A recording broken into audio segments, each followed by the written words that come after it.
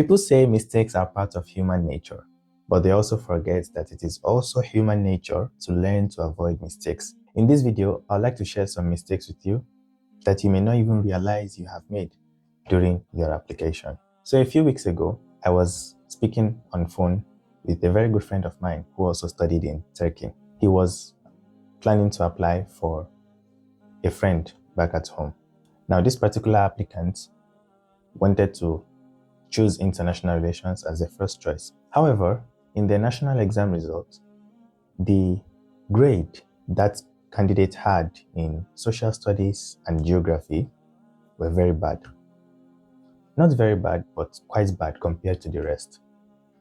The grades he had in mathematics, biology, and economics were very good.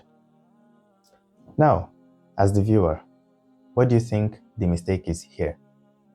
If this student had submitted his application and chosen international relations as his first choice, what do you think would have happened? I'd like to hear your comments. Please comment below. In this video, I'd like to share with you two kinds of mistakes. One is psychological mistake, and the other one are technical mistakes.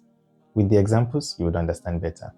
Let's start from the first one. There are some students who have amazing grades. Their grades are just so amazing. Like, they are the best in the school, best in the city, best in the country. They've had a wonderful academic journey throughout, whether undergraduate or masters, whatever. And if you just look at the results, you'll be like, yes, this person will get the scholarship. However, they have this, nonchalant attitude towards the application. They either want somebody to just apply for them, or they don't want to just work too hard. And as a result, they just, do the bare minimum in the application and submit it because they believe, after all, I had everything. On the other hand, there are some students who believe they don't have good grades. They don't have grades that are good enough to get the scholarship. They feel like, well, after all, I didn't do all that well in school. I'm just there, I don't think I would get it. And as a result, they put very little effort into the application and they just submit it to try their luck. I would say that these two kinds of students are making the mistake I call psychological mistakes. They have rejected themselves or accepted themselves before even getting acceptance. And this applies to everything in life, by the way. Application is not the same thing as acceptance in anything you do, anywhere you are. So if anything is worth doing at all, it is worth doing well. So if you have decided to apply for the scholarship, be it Turkish, be it Malaysia, be it Chinese, be it the US, please make sure you try to understand what the requirements are and you put in your best to make sure you do everything in the best way possible. Now, let us talk about technical mistakes. I was going through an application and I saw that this student had so many documents. However, in the application portal, they had uploaded only two, the ones they thought were necessary. I'll tell you why this is kind of dangerous. Okay, the concept of transcript is quite confusing to some students because for some schools, you can get your transcript as just one single document. For some schools, it is a document with many pages, maybe 3, 4, 5 pages, a PDF document. And for some schools, you don't even have anything like transcript. So what I advise students to do, whether you have the single page transcript or multiple pages transcript, just try to get all your results from your high school. If your high school was for 3 years, get the result of each year. Put them into a PDF document. That is, that PDF document should have 3 or 4 pages. Then upload it. Because, you see, when you go to the application portal, there is a part where one can see the summary of your application. And there's a way the reviewer can see all your documents. So if you have just 1 or 2 documents showing your results from school, it doesn't give the full story of your academic journey. But if you uploaded 3, 4, or 5, then the person will be able to see that, oh, in year 1, probably you got 70% in mathematics, and then in year 2 and 3, you got 80, 90%. So there's a gradual increase. And the person will be able to understand that, yes, you have been improving with time. The application I saw just a few hours ago had just 1 document. which showed 70% average. But that student in his second year of high school had almost 80, 90, 95% in most subjects. Now, because they did not upload that part, there is no way the reviewer would know. And the reviewer would think that student is just a 70% student. As a result, please do not try to withhold any document. Try to upload all of them as much as possible. You may have some documents that you do not know where to upload them in the system. Add it to another document as a PDF and just upload them all together as one single file. All right, this is very important for transcripts. Now, there is another part in the application under educational information part. It asks you about your status in school. Have you graduated or are you still continuing? If you are graduating this year in 2025, then you should choose that you have not graduated. So you should choose continuous. Then it would ask you for an expected graduation date, and it wouldn't ask you to upload your graduation certificate or diploma. All right? So please do not make this mistake. For those that are graduating in 2025, choose status as continuous. That's number 2. Now, number 3. Usually, students don't make much mistakes in the first part of the application. The most mistakes are in the other part, where you have to choose your universities, your courses, where you write your letter of intent, where you upload your letter of recommendation. Let's talk about universities and courses. This one is the very important one. Now, remember what I said in the beginning of the video? What mistake do you think that student was making? In the result, unfortunately, the national exam results, they do not have the basis, the foundation for getting into a field like international relations. I mean, anybody who is getting into a field like international relations should have a good background in public policy, history, social studies, social sciences, and geography. But unfortunately, with the bad grade that student had, the reviewer would probably have a second thought. And you don't want to give them any reason to doubt you. Even if your transcript is good, that's a weakness and it's going to reduce your chances. As a result, I recommended to that friend of mine that, look, why don't you tell him to go for a course which has a higher chance, like what? Agricultural economics, or anything that may have to do with mathematics and economics, because he had good grades in that, which is statistics or just pure mathematics. So if the priority for you as a student is to get the scholarship, then you would be willing to strategically place yourself in a choice that would guarantee you the scholarship. So you look at your grades, you look at your passion, interest, because if you want to apply for physics and your score in physics is 65, that's not a good sign, all right? Because the people that would get into physics all have maybe 90, 95, 80s. As a result, it is always better to choose the courses that align with the results you are submitting.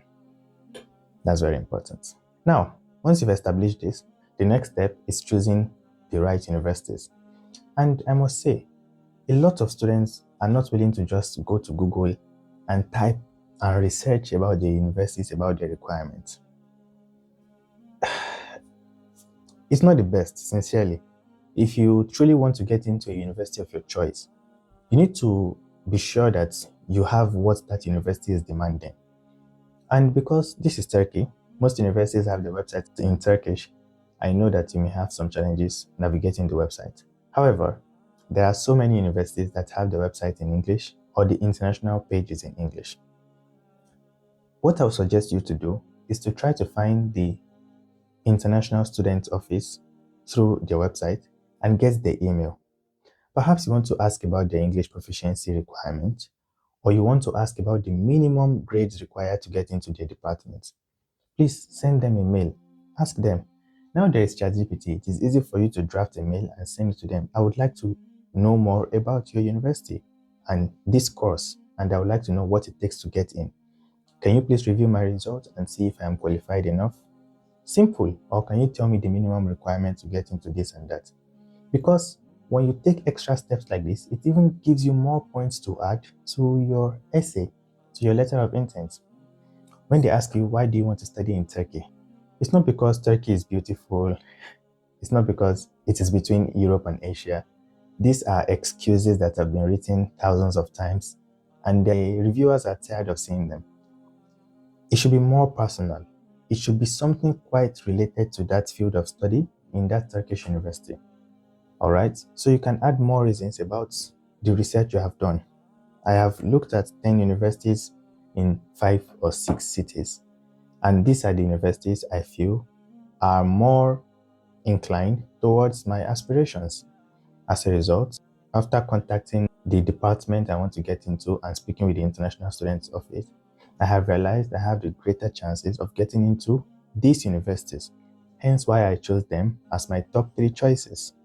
So these are better ways to put your reasons for choosing Turkey and for choosing the cities and for choosing the universities.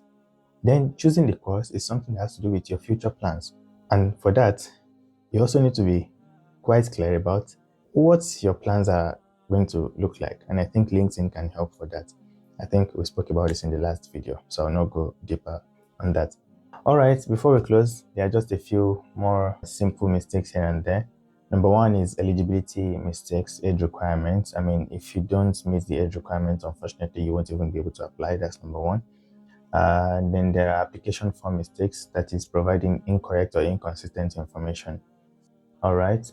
Document-related mistakes such as providing blurry images or submitting wrong or incomplete documents. Essay mistakes, for example, plagiarism or using AI-generated essays.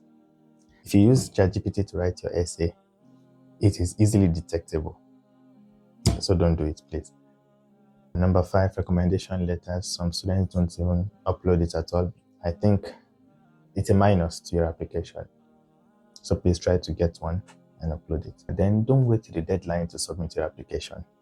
In the last 2 days of their application, a lot of students are rushing to apply. As a result, you may try to make some changes in your application and the system is not loading or it's not working. It's a bad experience. Please do not wait till the deadline, okay? Just try to complete it once and for all. 5 days to the deadline, 5 days, 4 days, let it go. Pray to God, say Bismillah, and let it go.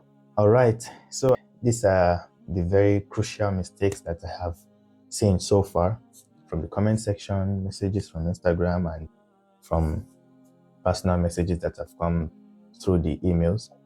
If you have documents that you cannot find anywhere to upload them in the application portal, I've seen about 2 or 3 emails like that.